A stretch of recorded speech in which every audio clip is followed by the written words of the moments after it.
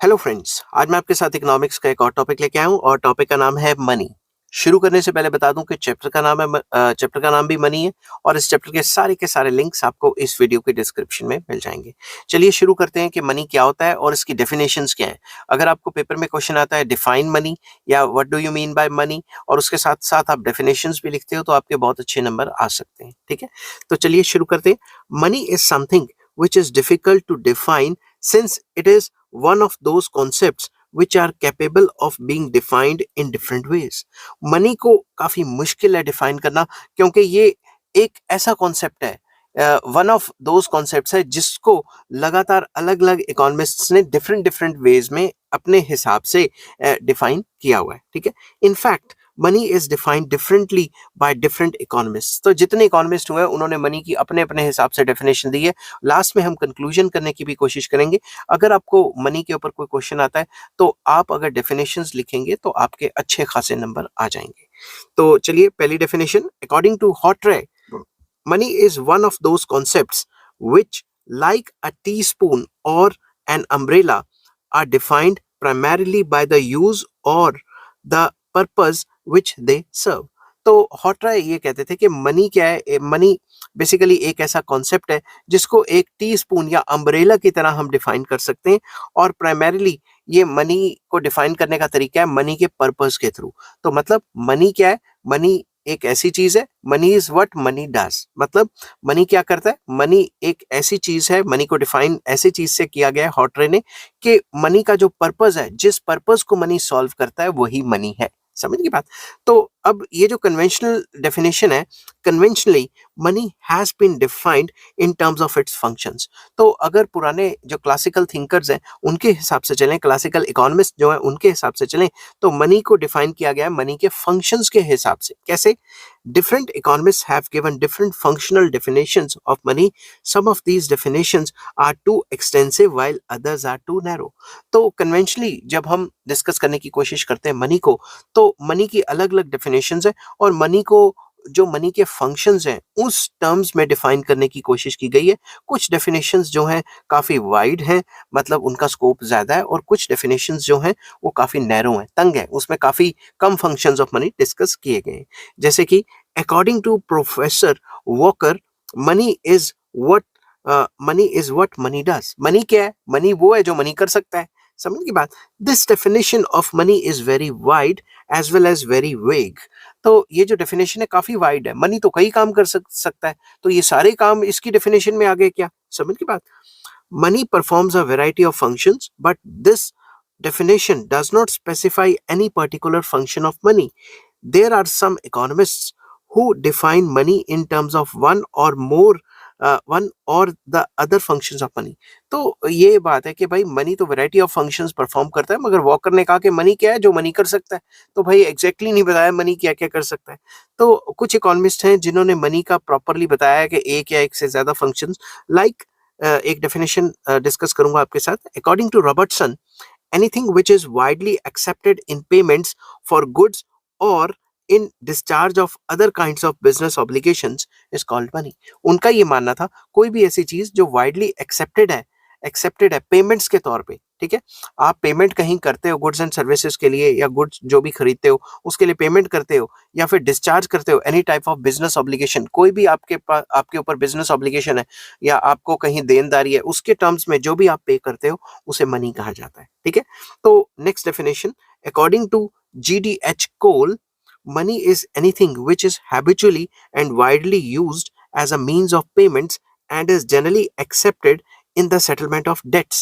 तो जो कोल थे उन्होंने ये कहा कि मनी कोई भी एक ऐसी चीज है जो हैबिचुअली, मतलब आदत के तौर पे वाइडली यूज किया जाता है as a means of payments, और ज्यादातर जितने भी डेट्स हैं, जो कर्जे वगैरह हैं, उनको सेटल करने में इसका इस्तेमाल होता है।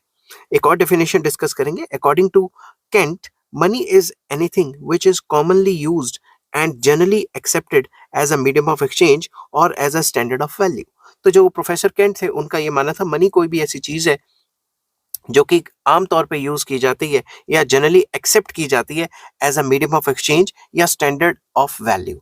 तो मीडियम ऑफ एक्सचेंज मतलब जब भी हम कोई गुड्स एंड सर्विसेज खरीद रहे हैं या बेच रहे हैं तो उसके एक्सचेंज में मनी को जो है एक्सेप्ट किया जाता है, जनरली एक्सेप्ट किया जाता है, जनरल एक्सेप्टेबिलिटी है। एंड स्टैंडर्ड ऑफ वैल्यू है, किसी भी चीज की वैल्यू को मेजर करना है तो एक स्टैंडर्ड है मनी। जैसे कार कितने की है, ये 1 तोला सोना कितने का है, घड़ी कितने की है, लैपटॉप कितने का है, आईपैड कितने का है, फोन कितने का है, समझ की बात। एक और डेफिनेशन डिस्कस करते हैं। According to Seligman, anything that possesses general acceptability is money. तो स्लिगमैन जो थे उनका ये मानना था कोई भी ऐसी चीज जिसकी जनरल एक्सेप्टेबिलिटी हो, जिसको हर कोई एक्सेप्ट करे, उसे मनी कहा जाता है। समझ की बात। अब थोड़ा सा कंक्लूड करते हैं इनको। These definitions of money are too narrow as they lay emphasis only on one or the other function of money. ये जो मैंने ऊपर डेफिनेशंस बताई हैं, ये सिर्फ एक या एक से ज्यादा डेफिनेशन को ही फोकस करती हैं, इसलिए इनको नैरो डेफिनेशन कहा जाता है कि मनी के एक आधे फंक्शन या एक से ज्यादा फंक्शन पे फोकस करना। For example, Robertson and Seligman emphasise on general acceptability of money. तो जो रॉबर्टसन एंड स्लिगमैन थे उन्होंने ये कहा कि मनी जनरली एक्सेप्ट किया जाता है, तो इस फंक्शन को फोकस किया। Cole emphasises on the standard of deferred payments. जो कोल हुए हैं, जो ऊपर डेफिनेशन दी थी, उन्होंने ये कहा था कि अगर आपने अपने डेफर्ड पेमेंट करनी है, कर्जे कुर्जे चुकाने हैं, तो फिर उसके लिए आप पैसे का इस्तेमाल कर सकते हो। While Kent lays stress on two functions of money, that is medium of exchange and standard of value. और जो केंट है उन्होंने अपनी जो ऊपर लिखी हुई डेफिनेशन में फोकस किया था कि जो मनी है उसका एक काम है मीडियम ऑफ एक्सचेंज और दूसरा काम है standard of value. Therefore, all these definitions are incomplete and unsatisfactory.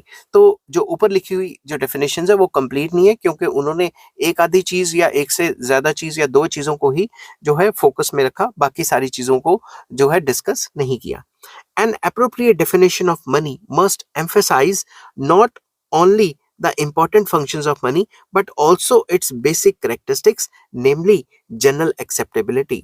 तो एक अच्छी डेफिनेशन मनी की वो मानी जाएगी जो कि मनी को डिफाइन करते टाइम मनी के सारे जो इंपॉर्टेंट फंक्शंस हैं उनके साथ साथ जो मनी के जो बेसिक फंक्शन जैसे जनरल एक्सेप्टेबिलिटी उसको भी डिस्कस करें। समझ की बात।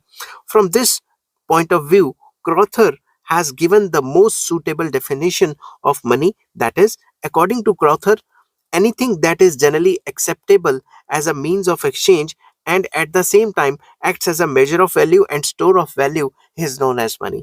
तो जो प्रोफेसर क्राउथर थे उन्होंने क्या किया, मनी की जनरल एक्सेप्टेबिलिटी भी डाल दी अपनी डेफिनेशन में और simultaneously at the same time उन्होंने मेजर ऑफ वैल्यू और स्टोर ऑफ वैल्यू फंक्शन भी मनी का डिस्कस कर लिया। इसीलिए इसको सबसे अच्छी डेफिनेशन कहा जाता है मनी की। ठीक है, अब ये जो डेफिनेशंस है इनसे हम क्या कंक्लूड करते हैं वो चीज मैं डिस्कस करूंगा आपके साथ। This is the most suitable definition of money for two reasons. क्यों? This definition emphasises all the three important functions of money, namely medium of exchange, measure of value and store of value। ये जो क्रॉथर की definition है ये सबसे अच्छी definition इसलिए मानी जाती है क्योंकि इसमें मनी के जो तीनों के तीनों फंक्शंस हैं वो डिस्कस किए गए हैं। कौन कौन से main function?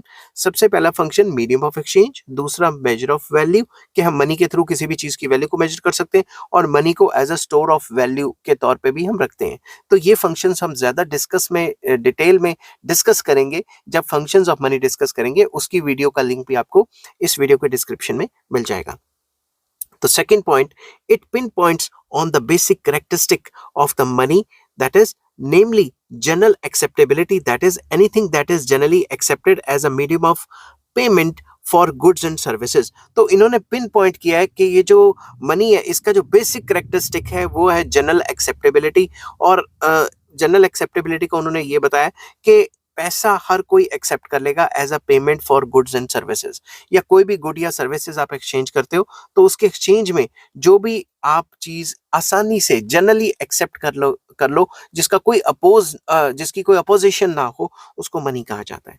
General acceptability as a means of payments और as a medium of exchange is unique feature of money. तो मनी का सबसे यूनिक फीचर क्या है कि इसकी जनरल एक्सेप्टेबिलिटी है, हर कोई एक्सेप्ट करने को तैयार हो जाता है इसको। Money possesses the general purchasing power, that is power to buy things directly in the market। तो मनी के अंदर ये पावर है कि जब कोई जनरली एक्सेप्ट कर लेगा मनी को, हर कोई एक्सेप्ट करेगा मनी को, तो मनी के पास पावर है कि आप डायरेक्टली जाके मनी से गुड्स एंड सर्विसेज खरीद सकते हो। People accept money because they believe that it will be accepted by others as a means of payment. तो आप पैसा क्यों लेते हो? मैं पैसा क्यों लेता हूँ? मैं पैसा एक्सेप्ट क्यों करता हूँ? क्योंकि मुझे ये पता है, आपको ये पता है कि जब भी आपको कोई गुड या सर्विसेज चाहिए होगा, आप उसको पैसे दे के खरीद सकते हो। समझ गई बात? तो इस वीडियो में मैंने डिस्कस करने की कोशिश की कि मनी क्या होता है, उसको मैंने डिफाइन करने की कोशिश की। वेरियस इकोनॉमिस्ट के टर्म्स में कुछ इकोनॉमिस्ट की नैरो डेफिनेशन थी, कुछ की वाइडर डेफिनेशन थी, पिन पॉइंट करने की कोशिश की कि कौन सी डेफिनेशन अच्छी है। तो इस वीडियो में इतना ही। नेक्स्ट वीडियो में मैं डिस्कस करूंगा काइंड्स ऑफ मनी, मनी के कितने काइंड्स या टाइप्स होते हैं। तो अगर आपको ये वीडियो पसंद आती है तो please like, share and subscribe. Take care, bye bye.